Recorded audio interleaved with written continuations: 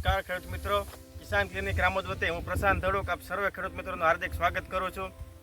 ખેડૂત મિત્રો, કિસાન ક્લિનિક રામોદ મરચીના પાકમાં જે તે પણ ટેકનિકલ વસ્તુના રિઝલ્ટ મળ્યા હોય તેનો અવારનવાર વિડીયો બનાવીને તે દવાને ખેડૂત મિત્રો સામે મૂકે છે.